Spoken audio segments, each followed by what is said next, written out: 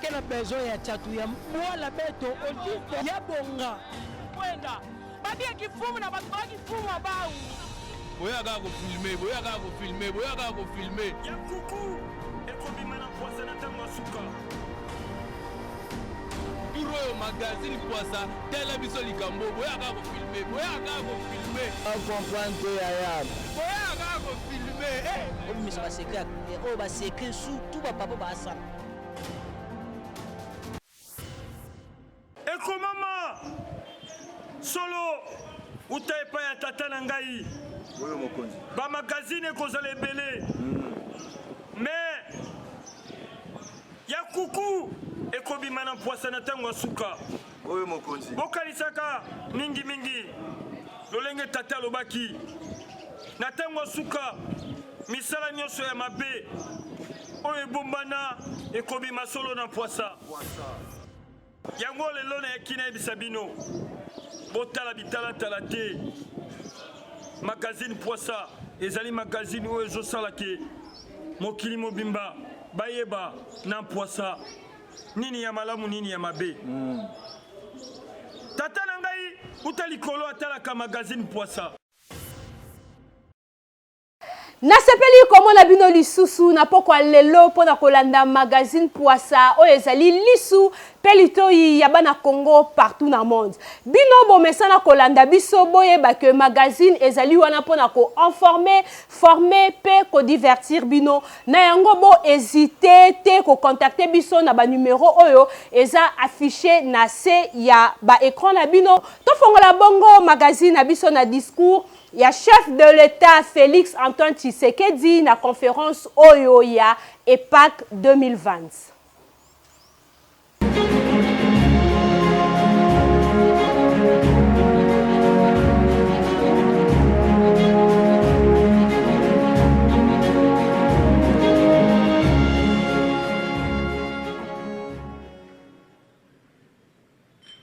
Ladies and gentlemen, shalom.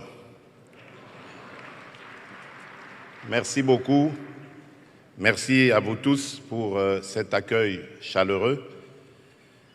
À Madame la Présidente Besti Berns-Korn, ainsi qu'à tous les leaders de EPAC, merci de m'avoir associé à cette grande conférence.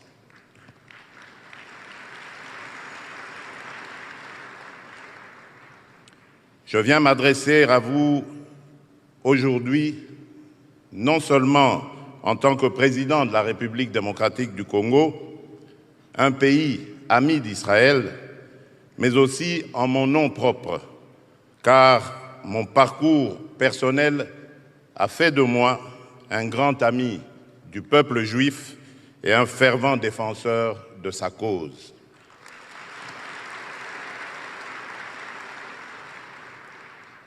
Par ma foi chrétienne qui tire sa source dans la relation entre le Créateur, l'Éternel et le peuple juif, j'ai le plus profond respect pour le caractère prophétique de l'histoire de ce peuple et de son destin.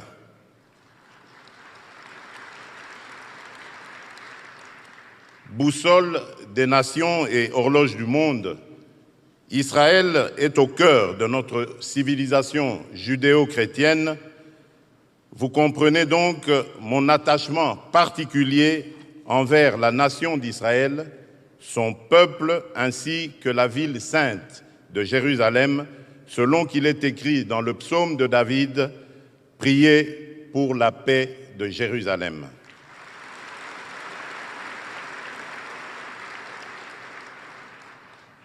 Les relations entre mon pays et Israël sont restées longtemps en léthargie.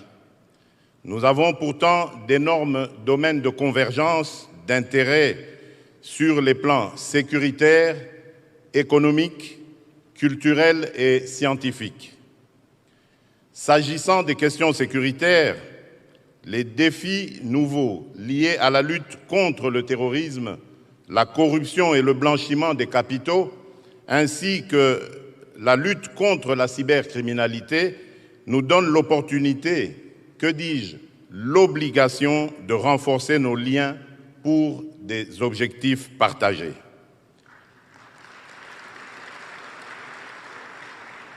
Je désire tisser avec Israël des liens forts et une alliance dans laquelle mon pays sera une bénédiction pour la nation d'Israël, selon la promesse de l'Éternel qui dit à Abraham dans Genèse 12, verset 3, « Je bénirai ceux qui te béniront ».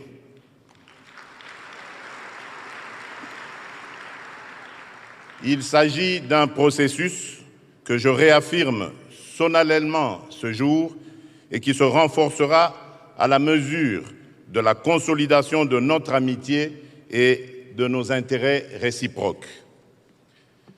C'est dans ce contexte que je vous annonce l'arrivée imminente dans mon pays du grand rabbin Albert Guigui, qui viendra cette fois pour le renforcement de nos liens sur le plan spirituel. Pour ne pas perdre cet élan, pour consolider nos liens et discuter de nos intérêts mutuels, je compte effectuer une visite en Israël au courant de cette année.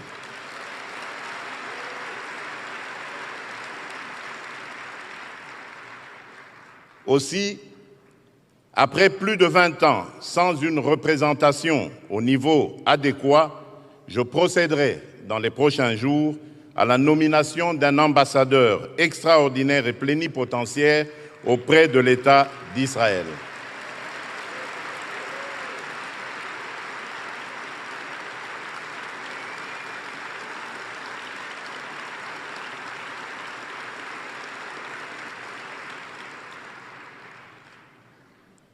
Dans le même ordre d'idées, il sera créé une section économique animée par un personnel de haut niveau ayant la mission de promouvoir les relations économiques entre les deux États.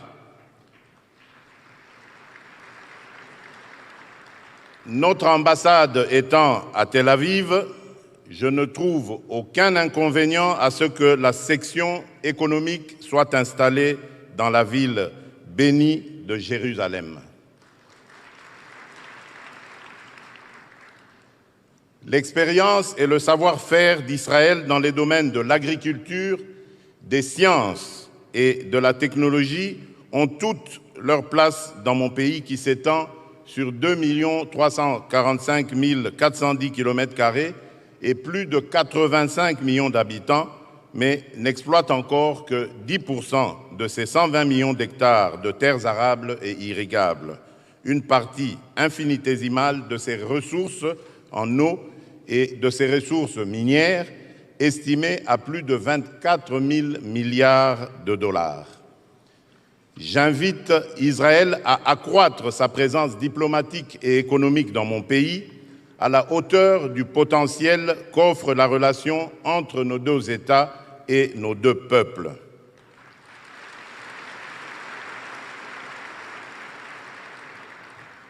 Depuis toujours, l'histoire d'Israël me fascine et m'enseigne, qu'il s'agisse du roi David, en passant par les premiers ministres Ben Gourion et Golda Meir, Yitzhak Rabin et Shimon Peres, ou encore le général Moshe Dayan et tant d'autres héros de l'histoire humaine, cette nation est une source d'inspiration.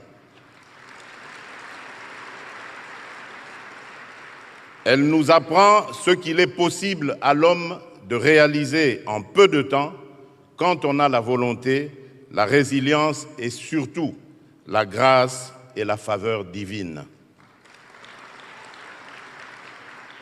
Chers amis, je ne terminerai pas mon allocution sans féliciter le pays hôte de ce forum, les États-Unis d'Amérique, qui a toujours été une bénédiction pour le peuple d'Israël.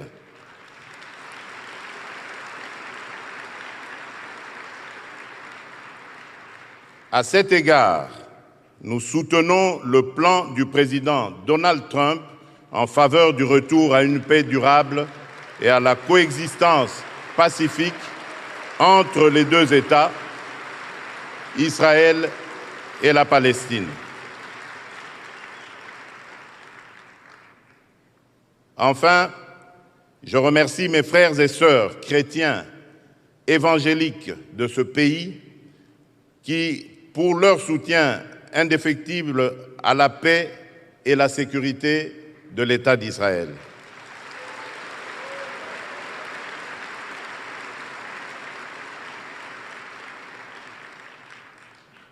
Que Dieu vous bénisse, que Dieu bénisse Israël, que Dieu bénisse l'amitié entre les peuples d'Israël, des États-Unis et de mon pays, la République démocratique du Congo. Je vous remercie.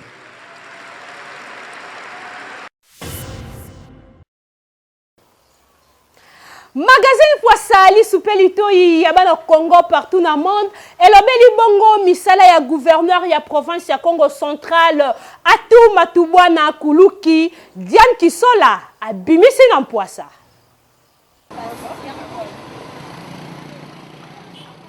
Na sima ya kosenga lisungi na télévision pe na radio, artiste et musicien oyo asepelisa bana Congo central mobimba Ndosi Menga Mario oyo azalaki bongo kobela makasi pe akangamaki na ndako kasi moto moko te akipaki ye. Son excellence Atu Matubwana Nkuluki Nkundi ya Mbote ayokaki kolela ya artiste pe atindaki conseiller ya communication na ye Monsieur Gilles Ntsumbu oyo akitaki bongo na ndaku pe amemaki artiste ti na hôpital référence de Kikanda po na kosala basoin approprié na ye. Na miko ya Chirac Lipasa, conseiller ya communication Monsieur Gilles Ntsumbu abimisi na Poissa. Il m'a instruit de le prendre à la maison, de l'amener à l'hôpital et de faire le suivi jusqu'à la fin parce que son excellence, monsieur le gouverneur de province, a encore besoin de ce grand artiste qui a agrémenté la province. Ndosi Menga Mario, artiste et musicien, a sepeli na likambo oyo son excellence gouverneur Atu Matubwana a sali pona ye. Na micro ya Chirac Lipasa abimisi pe na Poissa. Me remercie mingi son excellence monsieur le gouverneur Atu Matubwana. Na acte ne sala combien vraiment louable. Somme na faveur à mon en tant que artiste, musicien, orchestre complètement on a vu la Matadi. En particulier dans le Congo central. Un exemple, on sait bien, il y a Salama presque partout, surtout dans Kinshasa. Même on a mais vivre à Momos. Pour le moment, nous avons fait. Il y a tout bas. Comment on a remercié son excellence, l'acte de message à Samnamoun. Boyende Zalaka, Papa Malamu, ayoka rakolela ya bana, pe ayaka na secours na bango. Son excellence gouverneur Atu Matubwana Nkundi ya Mbote, magazine Poissa elobi kaka toluli.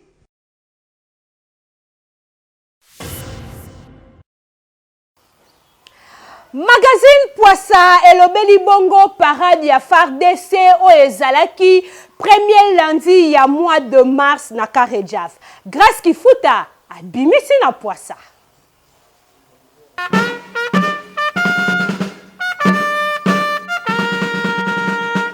Lelo lundi le 2 mars, kaka ndenge boyebi ba soldat basalaka premier parade na bango chaque premier lundi ya mois. Awa tuzali bongo na Karejaf epai wapi général de brigade chargé des opérations militaires Munjinga oyo azali bongo adjoint ya commandant ya 12e région militaire. Ayebaki na kopesa ba soldat conseil na likambo oyo etali propriété pe lisusu bayebaki oyo tokoti ezali oyo mwasi afetaka. Donc oyo tobengi moi de la femme. Bayeba kosunga mwasi kasi ba profiter na faiblesse ya mwasi te pona ko abuser na ye. Na caméra ya Diane Kisola abimisi na Poissa. Meka ko transmettre bino ba moi message muke oyo ya lingaki aloba lelo.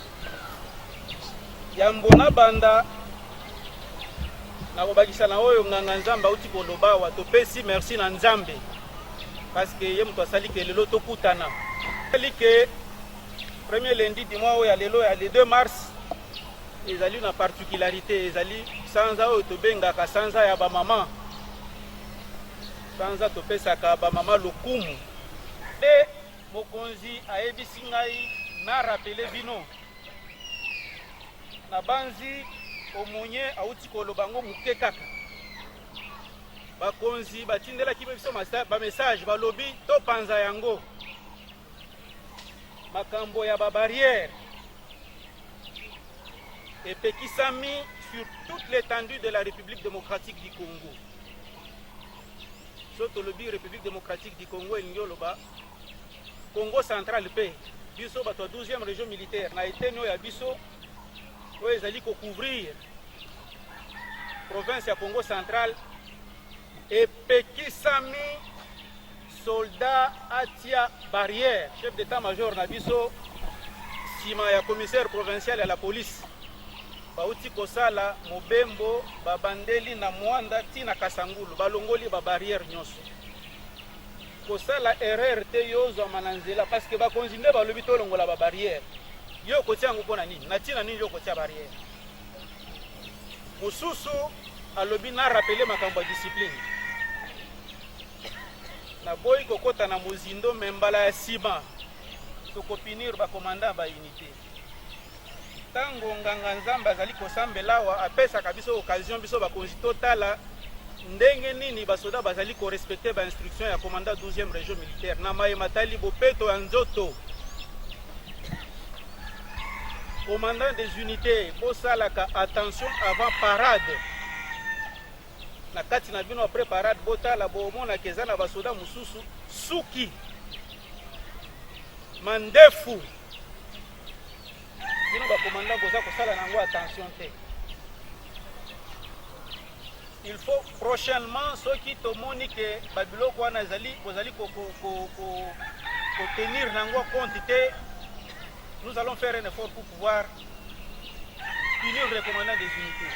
Soldats zali mutu oyo akengelaka mboka boyoki bakonzi na bino botosa mibeko na bango civil azali moto oyo azangi défense bino nde il faut protéger ye alors topesi bino confiance magazine Mpoisa toluli.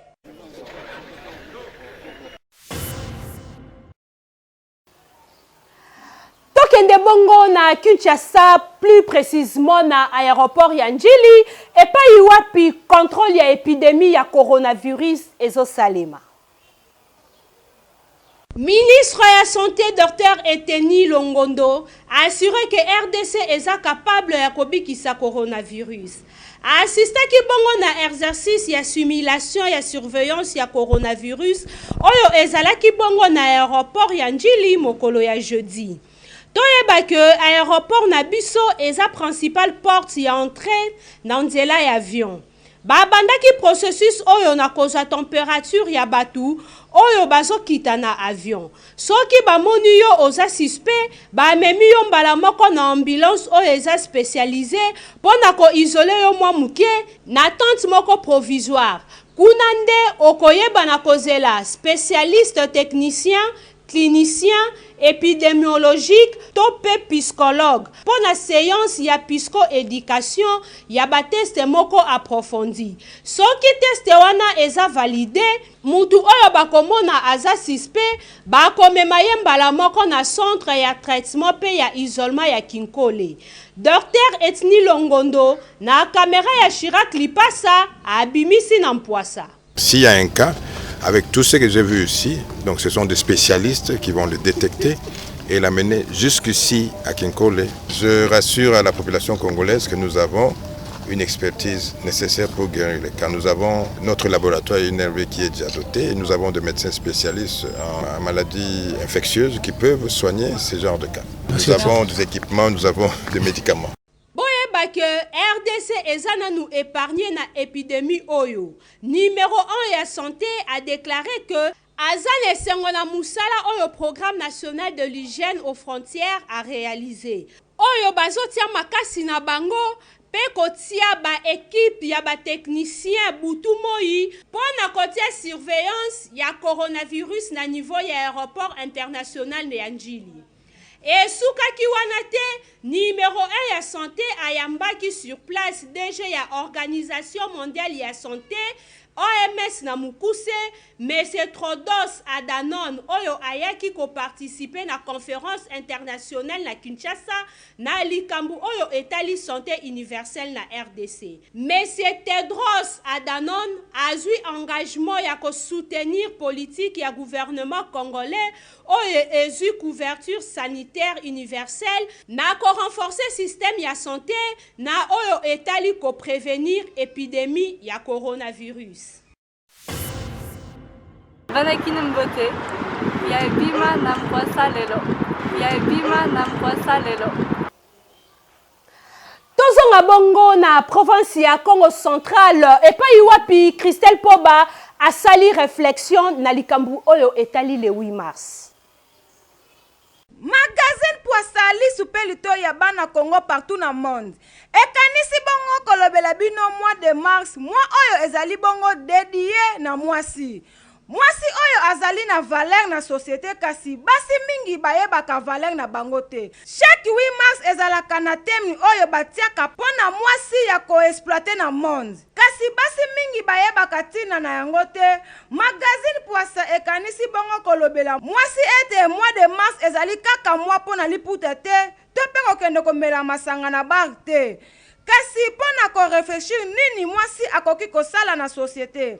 Bandeko ya basi mingi bayebaka makambo oyo te, bamonaka mois ya mars mois oyo bakoki kosala buzoba. Bandeko basi ebele bazoboma mabala likolo ya liputa ya le 8 mars. Soki otuni ata ebandeli ya thème ayebite. Na place to mela masanga to tongisa bilamba ya sika yango te ekosala kibomwasi na biso. Au contraire to luka kosala ba débat pona ko exploiter ba thème oyo batela kabiso neti thème ya moi oyo ezali bongo congolaises et congolais lèvons-nous pour défendre les droits de la femme. Soki oyebi yango te oko défendre ba droit na yo ndenge nini? Po balobaka éduquer une femme c'est éduquer toute une nation. Tomi pe sa valeur. Tosukisa magazine na biso na page rose.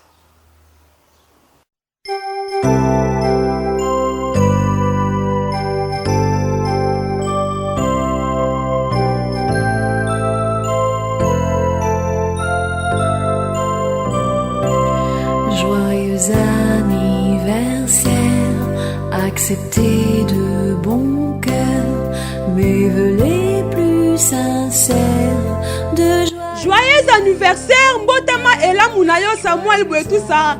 Tika mbula oyo ezala mbula ya mapamboli, succès, gloire, longévité, esengo pe kimia. Nzambe abakisela yo oyo ezangi na bomoi na yo. PDG ya magazine Poissa sango mokonzi numéro masqué alembi ya pe équipe mobimba ya magazine Poissa batombeli yo mbotama elamu. Accepté de bon cœur, nos vœux les plus sincères de joie et de bonheur. Joyeux anniversaire, accepté de bon cœur, nos vœux les plus sincères. Joyeux anniversaire. Joyeux anniversaire à toi Samuel, pe joyeux anniversaire na basinyo surtout au babotama le 8 mars pe ba bonne fête na ba maman nyoso po na mois de la femme. Merci mingi na équipe technique pe équipe rédactionnelle oyo emesana ko accompagner ngai pe merci na bino bo mesana ko landa magazine Poissa bo lembate parce que magazine Poissa ezana po na ko proposer bino toujours biloko ya kitoko pe merci na RD Congo Uni TV ya Foster Masola na musala ozosala. Merci lisusu ya munene na yemoko sango mokonzi numéro masqué Alembia. Les jaloux vont maigrir. Papa, oumela la yo. Magazine Poissa. Tokutani lobby. Tololi. Eko mama. Solo. Utaepa ya tata na ngai. Oyo mokonzi. Ba magazine kozala ebele. Mais ya kuku ekobima na Poissa na tango suka. Oyo mokonzi. Bokanisaka mingi mingi. Lolenge tata lobaki. Na tango suka misala nyonso ya mabe oyo ebombana ekobima solo na poisa botala bitalatala te magazine poisa ezali magazine oyo ezosala ke mokili mobimba bayeba na poisa nini ya malamu nini ya mabe yango nalobi mpo na publicité sport to mpe promotion ya eloko olingi osala kobukana te benga magazine poisa mingi poisa. Merci beaucoup. Tikala wana branché na magazine poisa po yango dezoloba solo vérité ya mboka Congo. Soki otie tembe olingo boya magazine poisa na kosilika na kokata tiniki bokomona bongo kanda ya masia. Te kopekisa baite mokonzi. Tikana lobela bango. Bakosi peuple congolais mingi. Mokonzi bakotia na video. Ah, ya solo.